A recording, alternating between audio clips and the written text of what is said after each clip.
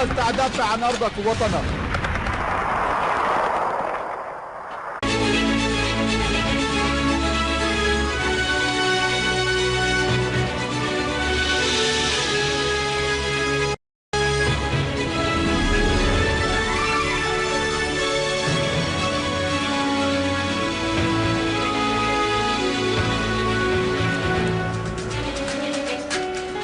Irakiens tués et blessés dans 17 attentats terroristes à Bagdad.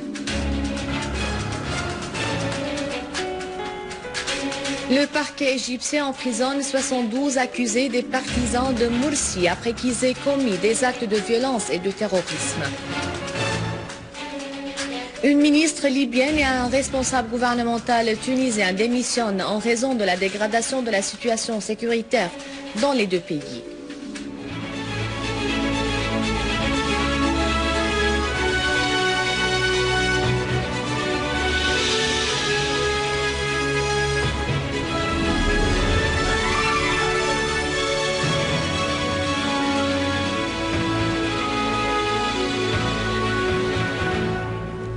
Les détails du journal, bonsoir. Des unités de l'armée arabe syrienne ont rétabli la sécurité et la stabilité dans le quartier d'Al-Khalidia et abattu plusieurs terroristes dans les quartiers de Qarabis, Werche et de Jouret Shiah à Homs.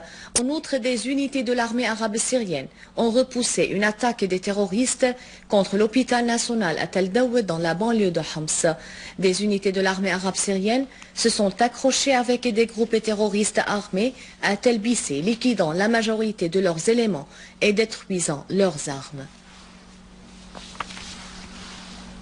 Le nombre de victimes de l'explosion de 16 voitures piégées qui ont visé en majorité la capitale Bagdad et d'autres régions de l'Irak ce matin s'est élevé à 55 morts et plus de 200 blessés. L'Irak était aujourd'hui le théâtre d'une aggravation terroriste sanglante qui a visé les civils innocents dans les quartiers et les marchés commerciaux, causant une destruction à très grande échelle. 2 voitures ont explosé près de la station de bus dans la ville de Kout, au sud de Bagdad, faisant 10 morts. Et la ville de Mahmoudiyeh, au sud de Bagdad, était le théâtre aussi d'un autre attentat terroriste causant la mort de 4 personnes. Quant aux autres attentats, ils se sont produits dans un certain nombre de quartiers de Bagdad, dont As-Sadr et As-Samawa, faisant 30 morts et des dizaines de blessés. Ces attentats terroristes sanglants, qui portent les empreintes de la nébuleuse d'Al-Qaïda, interviennent après que les forces de sécurité irakiennes aient infligé une grande défaite à cette organisation takfiriste. L'Irak n'a pas connu la sécurité et la stabilité après la sortie des forces américaines de ce pays. Il s'est transformé en un des plus grands et plus dangereux incubateurs du terrorisme international, soutenu par les États-Unis en Syrie et en Irak, et financé par les féodalités du pétrodollar au service du projet du nouveau Proche-Orient dans la région, dans l'objectif de le diviser en cantons, l'affaiblir et susciter les haines confessionnelles au service du projet américano-sioniste.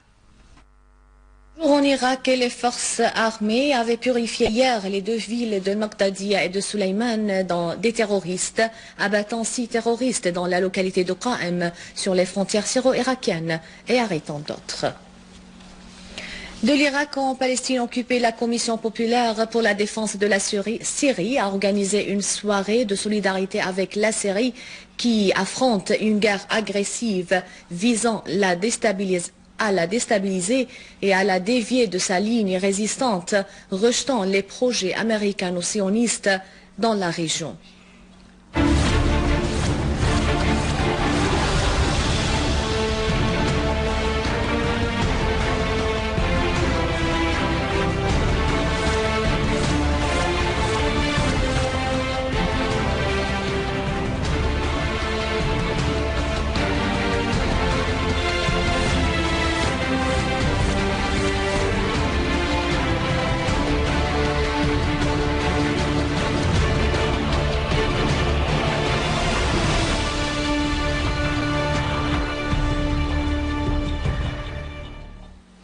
Au Caire, le procureur général de la République a ordonné la détention de 72 partisans extrémistes du président déchu Mohamed Morsi. Parallèlement, 2 soldats ont été tués et d'autres blessés dans plusieurs attentats à Sinaï. Les détenus qui participaient au sit-in organisé par les soi-disant frères musulmans tenus sur la place de Rabia Adawiya au Caire ont été arrêtés sur des chefs d'accusation d'assassinat, de terrorisme et de possession d'armes et d'explosifs.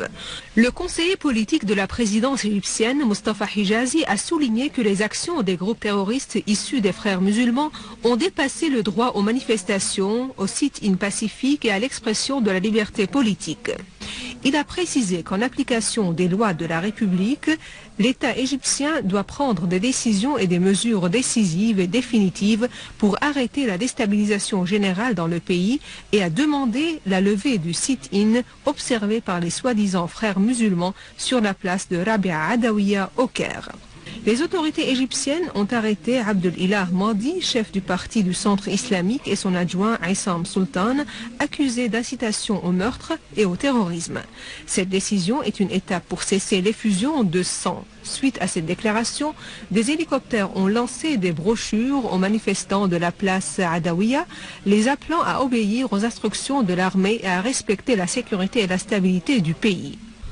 Au nord Sinaï, 2 soldats ont été tués et plusieurs autres blessés par des extrémistes armés partisans de Morsi à Al-Arish, Sheikh Zouaïd et Rafah. Les agresseurs ont utilisé des mitrailleuses et des roquettes de fabrication américaine tirées à distance sur le siège de la direction de la sécurité du gouvernorat Nord Sinaï.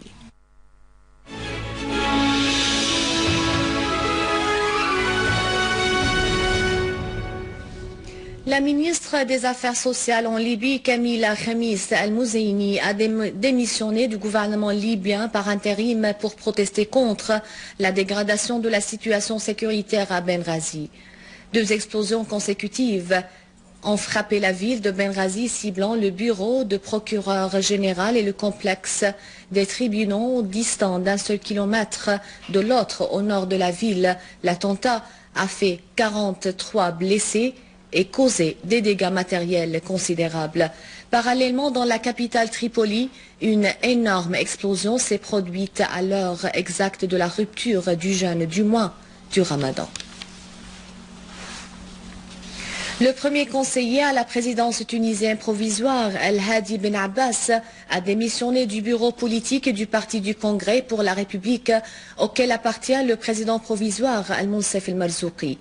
Dans le même contexte, le porte-parole du parti At-Takato, bloc, Mohamed Ben Nour, n'a pas exclu la démission de Mustafa Ben Ja'far, président de l'Assemblée nationale constituante, de le chef du parti de Tekatol, de son poste à l'Assemblée. À noter que l'opposition avait réclamé la dissolution de l'Assemblée nationale constituante et la démission du gouvernement conduit par le mouvement de Nahda. Selon des statistiques économiques, 7% uniquement, ou seuls 7% des Américains qui représentent la couche et la classe riche possèdent le capital, ainsi que 63% des richesses.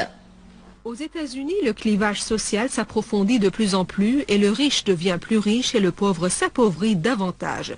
Selon les statistiques, le capital américain se trouve entre les mains de seulement 7% de la population qui représente la classe riche et possède 63% des ressources publiques.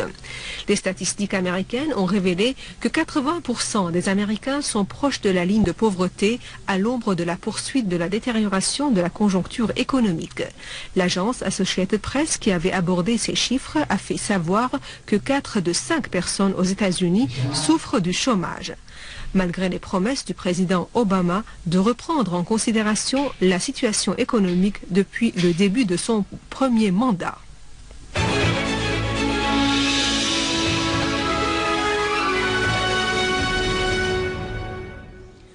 Le ballet est une des plus danses européennes, les plus anciennes et ancestrale en Syrie. L'école de ballet a plus de 25 ans, durant lesquels elle a fait sortir des danseurs et des danseuses qui ont participé dans de nombreux festivals mondiaux.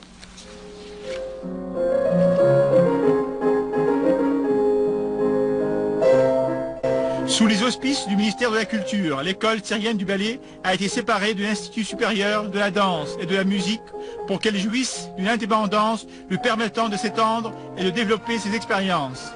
L'école compte des institutrices de ballets diplômés des plus prestigieuses écoles russes et françaises et possède un orchestre spécialisé dans les symphonies spécifiques au ballet, comme la fameuse symphonie Le Lac des Cygnes.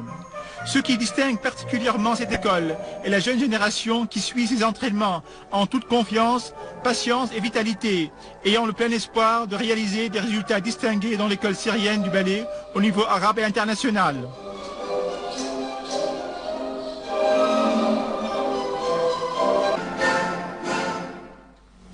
Un rappel des titres. 300 Irakiens tués et blessés dans 17 attentats terroristes à Bagdad. Le parquet égyptien emprisonne 72 accusés des partisans de Morsi après qu'ils aient commis des actes de violence et de terrorisme.